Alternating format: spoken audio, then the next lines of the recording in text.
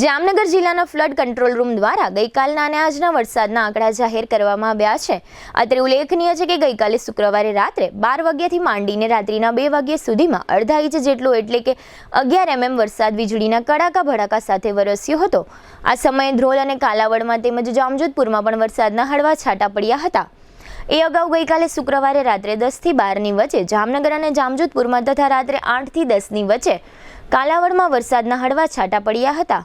જામનગર અને ધ્રોલની વાત કરીએ તો રાત્રે 2 થી 4ની વચ્ચે પણ હળવા છાંટા પડ્યા હતા.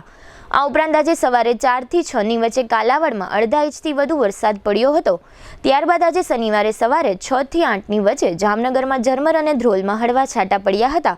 તે સાથે જ કાલાવડ અને લાલપુરમાં પોણો ઇંચ વરસાદ નોંધાયો હતો. તારું રોજનું થયું. મારા ઘરમાં 2 ગાડી છે, એક મેં અહીંયા મૂકી, એમાં તને શેનો વાંધો? તો મારે ગાડી ક્યાં મૂકવાની? નહીં મૂકવાની ત્યાં. એ મારો પ્રશ્ન નથી. મારી ગાડી અહીંયા જ મુકાશે. અહીંયા ગાડી નહીં મૂકવાની. મુકાશે. નહીં મૂકવાની. અહીંયા જ મુકાશે. શું થયું? મેં સપનું જોયું કે સોસાયટીના પાર્કિંગમાં મારી જગ્યાએ બીજા કોઈ ગાડી મૂકી દીધી અને પછી મારો એની સાથે ઝઘડો થઈ ગયો. આઈ નો આપણે જૂની સોસાયટીના પાર્કિંગના ઝઘડા ત્યાં જ મૂકીને આવી ગયા છીએ.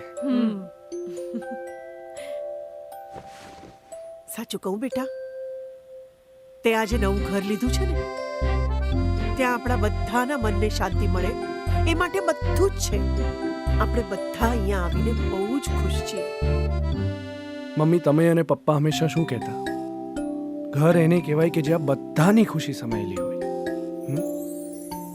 અમે તો એવું કહેતા, પણ આજકાલના તમે લોકો શું કહો છો? પેલું લાઈફસ્ટાઈલ અપગ્રેડ થઈ ગઈ છે.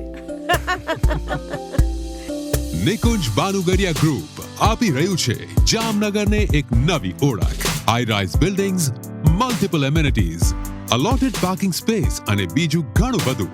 એવું જોઈને તમે જ કહેશો કે નિકુંજ બાનુગરિયા ગ્રુપની કોઈ પણ સ્કીમમાં ઘર લીધું હોય તો લાઈફસ્ટાઈલ અપગ્રેડ થઈ જશે.